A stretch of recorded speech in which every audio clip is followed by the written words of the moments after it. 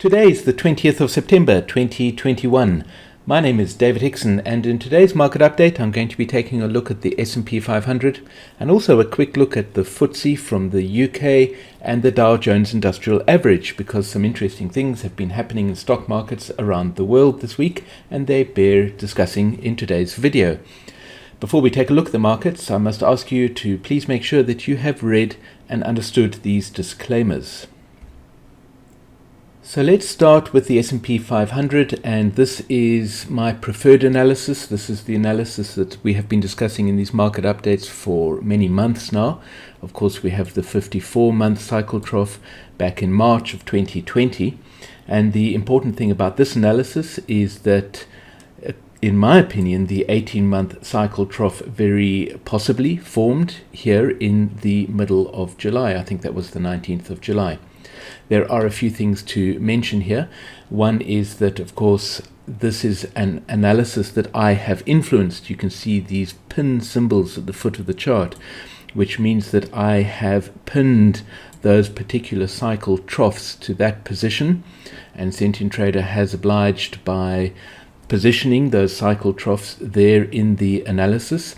Sentient Trader won't always position a cycle trough where I have pinned it, because it might produce analysis anomalies, but that's a discussion for another time. Something else to point out about this analysis is that the 18-month cycle trough is still hollow, which means that in Sentient Trader's opinion, it's not really a confirmed position for that trough. And as I have mentioned in previous market updates, there are two other analysis possibilities. And so let's take a quick look at those possibilities. The first is the default analysis that Sentient Trader has been performing. Here is that default analysis. As I have mentioned many times before, I always keep an eye on the default analysis that Sentient Trader performs, because as humbling as it might be, very often Sentient Trader turns out to be correct when I am not correct. And that might be what is happening at the moment. As you can see, according to this default analysis, the trough that I have pinned as the 18-month cycle trough in the other analysis over here in the middle of July is considered by the default analysis to be a trough of only 20 weeks magnitude. Now, I've discussed this in previous market updates, and I've discussed in particular how one can still make sensible trading decisions even when there is that dilemma in terms of the magnitude of that cycle trough. So if you haven't seen the previous market updates in this series about the S&P 500, then I would encourage you to take a look at those, because what might seem like a very big discrepancy to somebody who's fairly new to this, when it comes to actually making trading decisions, you can see there is not very much difference between the trading decisions that result from these two different analyses. But the important point to make here is that the 18-month cycle trough still lies ahead of us, according to the default analysis. Now, if an 18-month cycle trough still lies ahead of us, then of course we would expect price to come down into that 18-month cycle trough, which implies some bearishness in the markets, because obviously the markets need to be fairly bearish in order for price to move downwards into that 18-month cycle trough. And that is the big difference really between my preferred analysis that we've been discussing and this default analysis, is how bearish is the market going to be over the next period of time. According to the default analysis, the markets need to be fairly bearish to bring price down into the 18-month cycle trough. Of course, if the 18-month cycle trough lies behind us, then the markets should be more bullish, because prices are bouncing out of an 18-month cycle trough. An 18-month cycle is, of course, a fairly prominent trough. There is also a third analysis that I have been looking at in the recent market updates. It is my least preferred analysis, and an interesting thing happened this week, so let's take a look at that analysis. Here is the third analysis possibility, which, as I have mentioned in previous market updates, is my least preferred analysis. As you can see at the foot of the chart, I have done a fair amount of pinning, and the interesting thing is that that pinning occurred quite a long time ago. I placed a pin way back in August of last year. Well, of course, I didn't place it then, but I persuaded the software to position a 20-week cycle trough way back in August of last year, and you can see that trough in particular is in a very questionable position. I also asked the software to position a 20-week cycle trough over there, which is quite possible, and make that a 40-day cycle trough and so forth. So I was influencing this analysis just to explore the analysis possibilities. And according to this analysis, the 18-month cycle trough occurred over here in June. So this is an analysis, this is a possible analysis, but in my opinion, it is the least preferred analysis. In other words, I don't really like it very much. And recent price action, in my opinion, has pretty much invalidated this analysis. And so I would like to quickly explain why that is. And in order to do so, let's zoom in here and take a look at what this analysis is saying we should have expected since this trough here in August. Let me just zoom out a little bit and discuss what's happening with this analysis, because it is indicating some interesting things that, in my opinion, are beginning to invalidate it. So according to this analysis, we had an 80-day cycle trough over here in August. And so in terms of the way in which price interacts with the FLD, which, as you know, is a very powerful tool, in my opinion, in terms of understanding your analysis, gaining insight into the analysis, and of course in terms of making trading decisions. We can make trading decisions on the basis of the way in which price is interacting with that FLD. And so I track a sequence of interactions between price and the FLD. And the first interaction following an 80-day cycle trough with the 20-day cycle FLD is this A category interaction, where price is expected to come up and reach its target. So it crosses above the FLD and it reaches its target to the upside, which I think it did in this particular analysis. But the next interaction that we expect is at around about the time of the 20-day cycle trough. We expect price to come down and find support at the level of the 20-day FLD. Now, as you can see, that really did not happen. I mentioned this in last week's market update, so I don't need to dwell on it. But you can see that price didn't even reach down to the 20-day cycle FLD, which is not entirely impossible.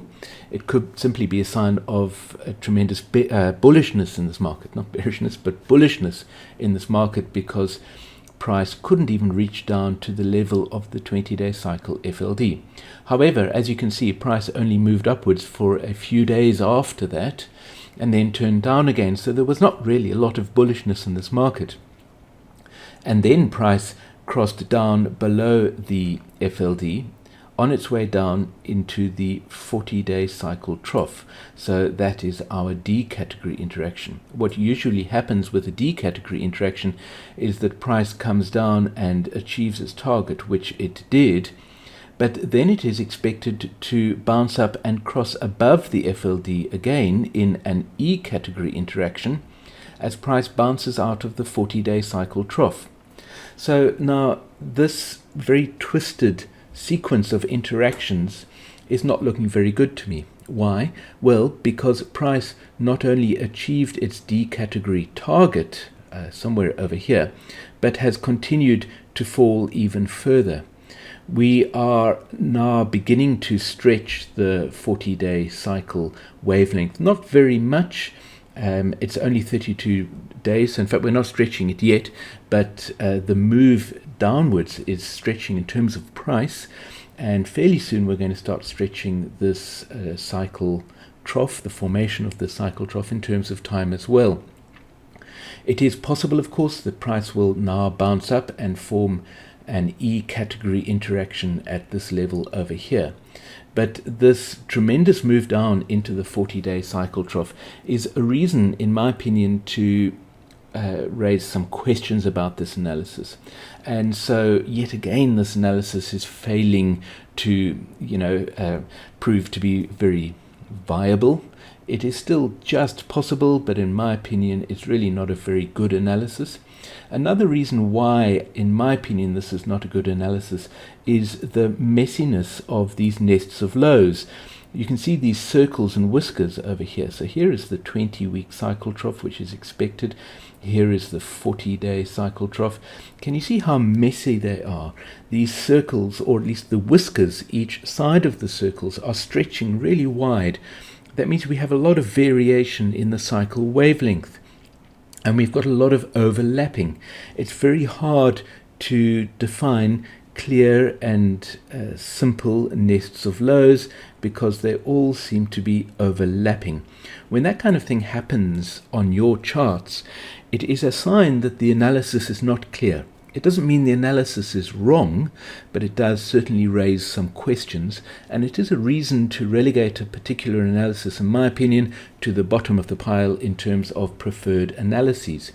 And so for these reasons, I'm probably not going to be referring back to this analysis very much, unless we have a tremendous surprise in the markets, which is unlikely. But for this reason, this analysis has pretty much dropped off my list of preferred analyses. And so we have two analyses. There is this analysis here, which was my preferred analysis. I should say I'm beginning to lose confidence in this analysis, and I'm beginning to think that Sentient Trader might be winning. So we have a bit of a challenge here between the analysis that I've been carefully influencing over several months and monitoring very closely, and the analysis that Sentient Trader has been performing, which is the default analysis. So the challenge is on which one is going to be the winner, me or Sentient Trader. I must say at the moment it looks as if the Sentient Trader is taking the lead position. But let's take a look at what happened this week in the analysis or in the markets and discuss what the implications of that are. So let's take a look at the 20-day FLD, and let's just eliminate those FLDs for now. Here is the 20-day FLD. Now, in my market update of last week, which was recorded on Monday of last week, I went through the sequence. I'm not going to do it in detail here, but there is A, and here is B and C, and there is D, and there is E, and here is F. Okay, so that is the sequence of interactions. Take a look at last week's video, which go through it in more detail. Of course, the A category interaction failed to reach its target, beginnings of a bit of a bearishness. The B and C category interactions occurred at the time of the 20-day cycle trough, and the market found support at the level of the 20-day cycle FLD, which is a perfect example of that kind of interaction. The D category interaction came down and achieved its target. In contrast to the analysis we looked at a moment ago, where the market just kept dropping, it bounced back up again out of the 40-day cycle trough, which is what we would usually expect. We had an E category interaction. I believe that the target wasn't quite reached up at the top here. You can go back and take a look at the video. I discussed that in a little more detail. Here is the F category interaction, and as mentioned in last week's video, following an F category interaction, the next interaction is a G category interaction, where price is expected to find resistance at about the level of the 20-day cycle FLD. So what happened last week is the price did reach back towards the 20-day cycle FLD, but it didn't quite reach it. And as I mentioned a little earlier when I was discussing a B category interaction, the fact that we're expecting price to find support or resistance at the level of an FLD is an expectation based on the idea that the market is going to be fairly balanced. If a market is turning bearish, then of course it might not even reach the level of the FLD. And that is what appears to have happened last week. Price did not manage to reach the 20-day cycle FLD. And so I still label that a G category interaction. There are some people who are not labeling that yet, and in my opinion that's not really the correct way of applying this process. the G category interaction in this case is not a matter of price finding resistance at the level of the FLD, but is a matter of price reaching towards the FLD and not actually managing to reach it. That's an important point. And we can measure the bearishness, if you like, and the bearishness can be measured very simply by that gap between where price reached and the level of the FLD. And so again, we have some bearishness coming into this market.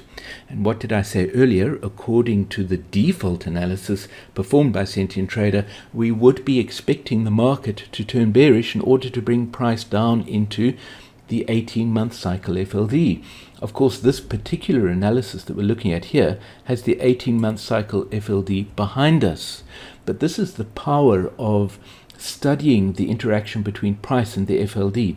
Even though the analysis shows the 18-month cycle trough behind us, by looking at the interactions between price and the FLD, we are able to observe bearishness coming into this market, which is not what we would expect according to this analysis, which is one of the reasons why I think Sentient Trader might win the challenge in terms of proving to have produced the correct analysis over all of these months, despite all my best efforts to influence the analysis in the way that I think it has been playing out. And so what is happening now? Well, of course, price is moving down into this 80-day cycle trough over here. So that is the interesting thing that happened in the stock markets, or in the S&P 500 last week. A few other interesting things happened, and let's quickly take a look at another market. I hope that you are watching Twitter. Twitter is certainly heating up in terms of Hurst cycles, and we have some wonderful Hurst cycles analysts that are posting regularly on Twitter.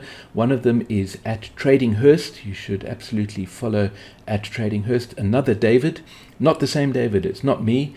There are many Davids that seem to be providing Hurst cycles analysis, but that is not me. And at Trading Hurst posted an analysis of the Ftse 100 last week, and it provides for an interesting comparison. So let's take a look at that quickly. So here is the Ftse 100, and the reason I'm showing it to you is because it provides a very interesting comparison with the S&P 500. Again, we have the 18-month cycle trough over here on the 19th of July. But the reason I'm looking at this is because of the interesting comparison in terms of the sequence of interactions with the 20-day FLD. So here is the A category interaction, which I believe did indeed achieve its target. The B and C category interactions were not really very clear. They happened over here and indicated some bullishness in the market. Here is the, so I should label that B and C. Here is the D category interaction, which I believe achieved its target fairly accurately over here. And there is the 40-day cycle trough, and here is the E category interaction. But now this is where things start diverging in terms of the Ftse compared to the S&P 500, because the target for this E category interaction was up here, and it would have implied a higher peak at this point. As you can see, the markets failed to achieve a higher peak, which is again an indication that some bearishness is coming into the market. And so these little observations are very important, because bearishness is coming into this market, which brings into question this 18-month cycle trough. Because if an 18-month cycle trough really did form over here on the 19th of July, then why is there so much bearishness coming in? The other interesting reason, and the reason I really wanted to show this analysis to you, is because, of course, we have an F category interaction as price crosses down below the 20-day FLD. But take a look at this perfect example of a G category interaction, where price on Friday of last week came up and found almost perfect resistance at the level of the 20-day cycle FLD. It's very important to keep an eye on many markets and markets around the world, because stock markets tend to move with a great deal in common. It's one of Hurst's principles, the principle of commonality, that tells us that markets move with a great deal in common. and when the Ftse is forming a G category interaction. The chances are that the US markets are also forming G category interactions. The Ftse did manage to reach its 20-day FLD with a great deal of accuracy, as you can see, on Friday of last week, whereas the US markets generally failed to reach up to the 20-day cycle FLD, simply an indication that there might be a little more bearishness coming into the US markets, or at least that it's a little more apparent. Nevertheless, that was indeed our G category interaction. We're now in our H category interaction, and price is moving down into the 80-day cycle trough over here, which is of course expected within the next few days, is expected fairly soon. Let's take a very quick look at the Dow Jones Industrial Average. The Dow Jones is also an interesting market to compare with the S&P 500, and you can see again we have exactly the same kind of interactions, which is why I don't often do videos about each one of these instruments, because they're really so similar. The analysis in them tends to be very much the same. So we have our sequence of interactions, which I'm labeling here, and that's our D and that's our E. But here again, the interesting observation to make is that the E category target was nowhere near reached. Okay, our E category target would have been way up there, and it was completely the markets completely failed to reach that target, indicating some bearishness coming into the markets. Here is our F category interaction, bit of a messy interaction, but there is our F category interaction, and here the markets reached towards the 20-day FLD. Again, didn't actually reach the FLD, but that's our G category interaction, and here is our H category interaction as the markets come down into the 80-day cycle trough. All of this brings me to a discussion of the M shapes that cycles make in markets. So now this is an observation that I made many years ago, which is that cycles tend to create M shapes. And so the 80-day cycle has, in this instance, created this M shape. That's the first half of it, and this is the second half of it over here. And so far, it is a fairly balanced M shape in that the final trough of the M shape is still above the beginning of the M shape, although I should point out that that 80-day cycle trough has not yet formed in the markets, and it still lies ahead of us, so we might begin to see some bearishness. But the important point here is that the first peak of the M shape is higher than the second peak, which is a bearish indication. And so we have the beginnings of some bearishness in the market, which again brings into question the magnitude of this trough in July. So let's go back to the S&P 500, because another interesting thing happened in the S&P 500 this week. And we'll take a look first of all at the analysis that has been my preferred analysis. I'm beginning to think I should stop calling it that, because it's no longer my preferred analysis, I don't think. But nevertheless, as you can see, last week on Tuesday, price came down to the 80-day cycle FLD. Why was that important? Well, of course, in these market update videos, I speak a tremendous deal about the 20-day FLD, but the same idea, the same sequence of interactions occurs with all of the FLDs. You have to be careful of the 18-month cycle, which has a 3-to-1 harmonic ratio, with a 54-month cycle, which distorts the sequence, or it adds additional interactions into that sequence.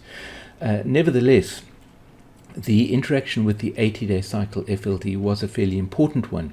And the reason for that is because following a trough of, if this was 18-month magnitude in July, the first interaction with the 80-day FLD would be expected, well, I should say, first of all, the first interaction is expected to be an A category interaction. However, as you can see, the 18-month cycle trough, according to this analysis, actually occurred at the level of the 80-day cycle FLD.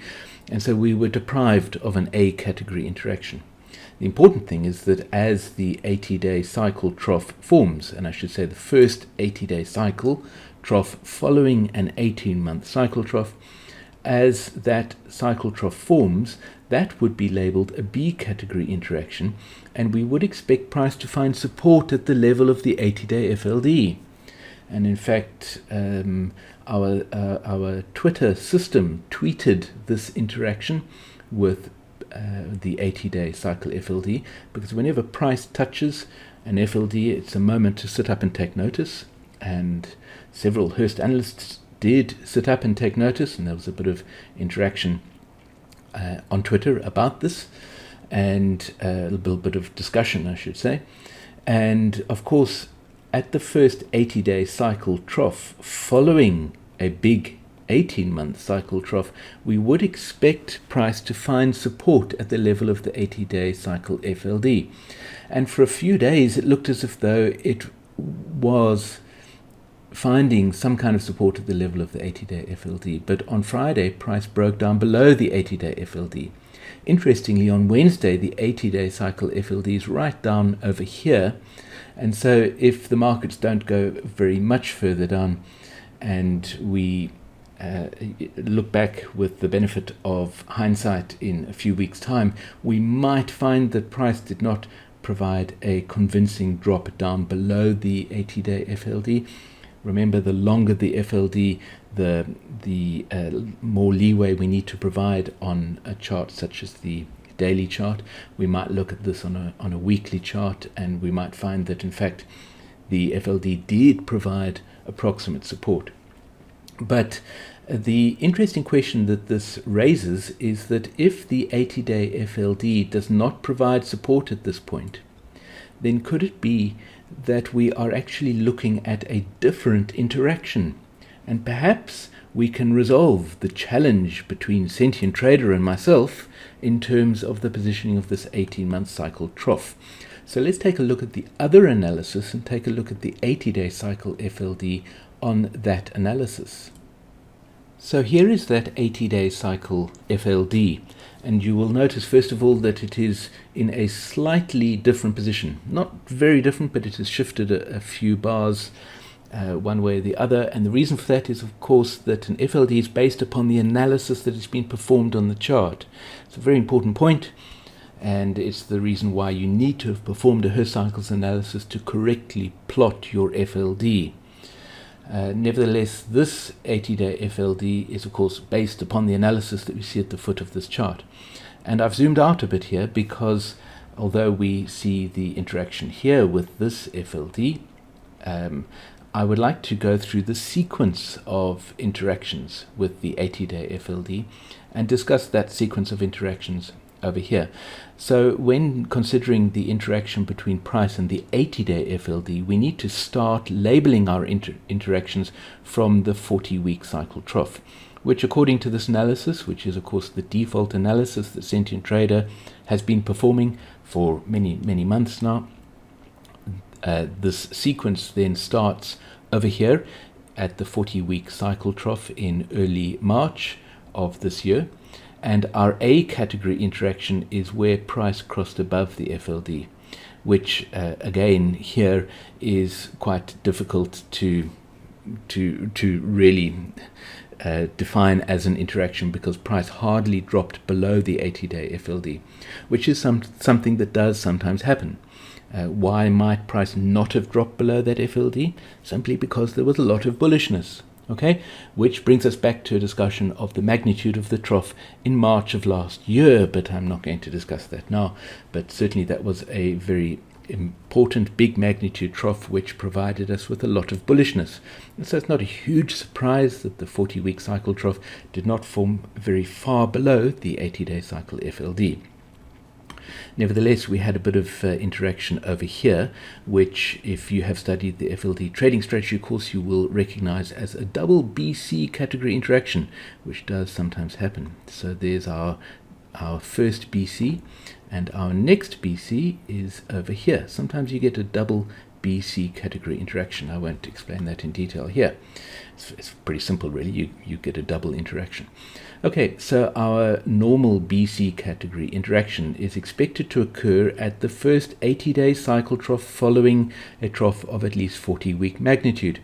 And indeed, there it is. Price found support at the level of the 80-day cycle FLD at the time that the 80-day cycle formed a trough in the markets. And there it is. It found perfect support at the level of the 80-day cycle FLD. That's the B category interaction. The C category interaction is where price bounced back up again.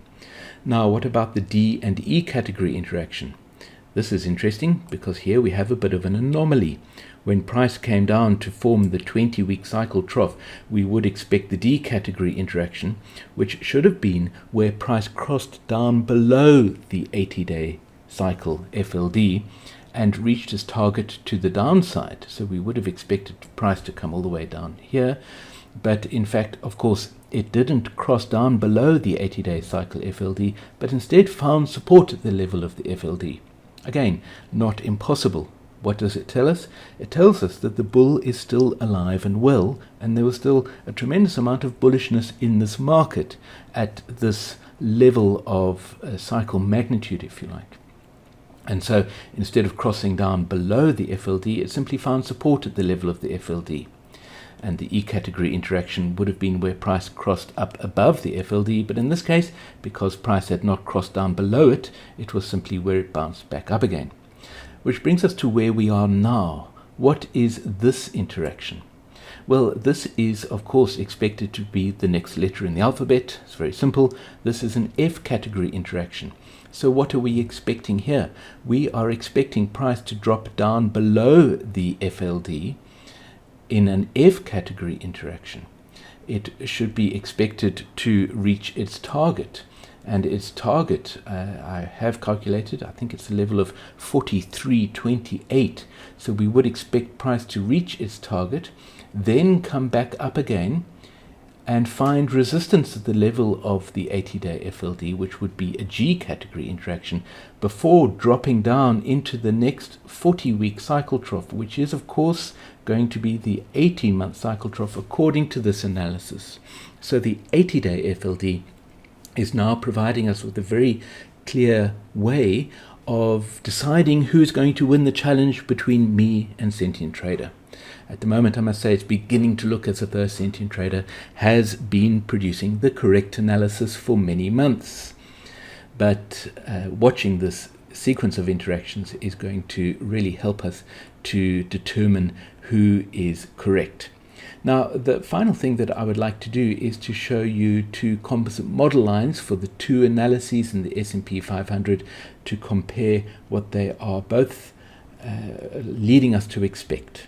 So here is the composite model line. Remember, the composite model line takes the information from the analysis in terms of the cycle wavelengths and amplitudes that have been calculated on the basis of the analysis. That's a very important point. And it recomposes that information and in the past shows what price action would have been like if the only thing influencing that price action had been the cycles that have been found in the analysis. It then projects that forwards on the basis that those cycles continue to beat with the same wavelength and amplitude. And it gives us another way of visualizing the implications of that analysis. So here is the final 20-week cycle according to the default analysis that Sentient Trader has been performing. And here is that M shape for the 20-week cycle. So we are expecting price to come down into the 80-day cycle trough, expected slightly later according to this analysis. Then we're going to see price coming up to form the second peak of the M shape, and then price is going to move down into the 18-month cycle trough. Let's take a look at the other analysis and see how it compares. I have chosen roughly the same zoom scale, but you can see quite clearly the difference in terms of the expectation of these two analyses. Here is that same M shape following the trough that formed in July. That's the first half of it. We're expecting an 80-day cycle trough to form right about now, and then the second part of this M shape is expected to be more bullish. And that very simply, and here we have a trough of the 20-week cycle, whereas in the other analysis that would be a trough of the 18-month cycle. And that is the big difference. We are expecting very much the same kind of price movement in terms of its structure. Price will bounce out of an 80-day cycle trough, and it will form, I think you can see here, let me just erase that, it'll form its own M shape over there, which will be the M shape of the next 80 days. The M shape will be bullish if the 18-month cycle trough lies behind us. However, the M shape will definitely be bearish if that 18-month cycle trough lies ahead of us, which is what Sentient Trader's default analysis is telling us to expect. I do hope that you found this market update useful and interesting. If you have any questions, please put them in the comments below the video.